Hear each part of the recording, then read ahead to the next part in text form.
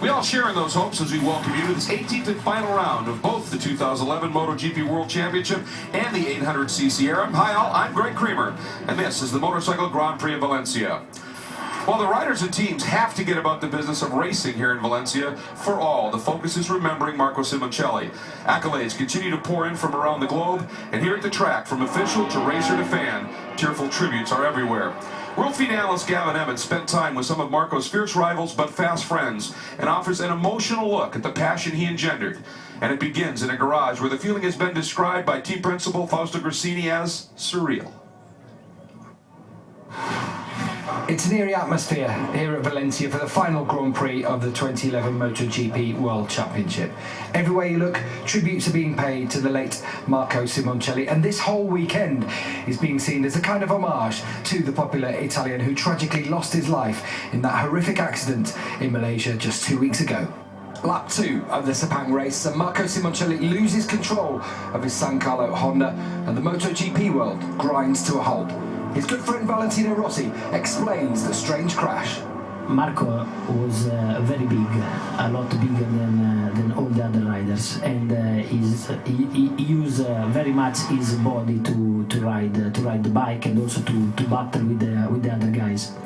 I think also in this case he tried to don't crash definitely and go out of the race, using his body for try to don't fall out, and is like his body make like the third tire of the bike, and unfortunately the bike doesn't crash and come back in the track. Marco Simoncelli, better known as Super Sick to his fans, made his MotoGP debut just last season, but he had already captured the hearts of Italy when he won the 250cc World Championship in 2008, having risen up through national mini-bike races and then the 125 World Championship. More than anything though, he was famous for his fun, friendly and polite personality off the track, which contrasted wildly with his aggressive and fiercely competitive spirit upon it.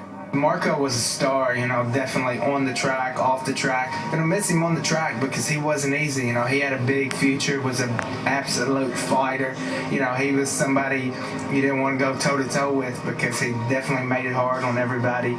And it's certainly a loss for a lot of people because he was exciting and but he definitely, the short time he was here, made a mark on a lot of people.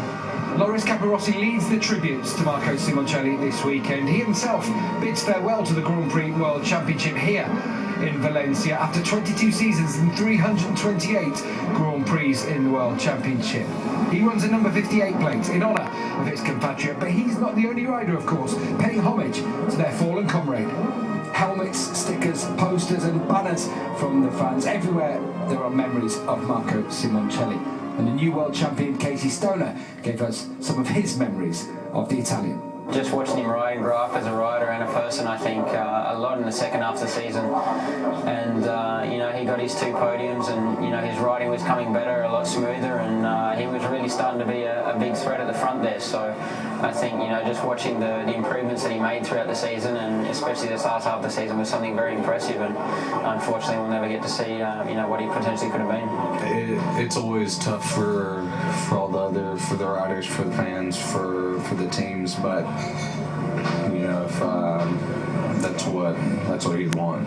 He'd want everybody to race and race probably harder like he does. Simoncelli's is clearly a huge talent to lose, but for now we must say goodbye to Super Sick and thank him for all the entertainment. Ciao Marco.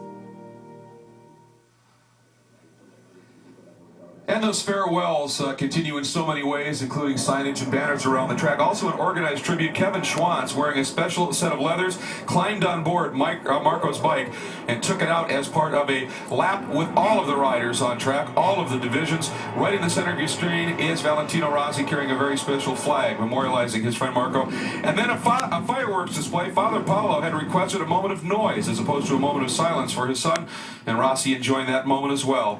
And those big banners flying everywhere around the track, and that one in particular, people signing it left and right to offer their personal tributes and memorials for a very, very special man who will be sorely missed, forever loved and remembered, to be sure. Well, we are closing in on the start of the race itself.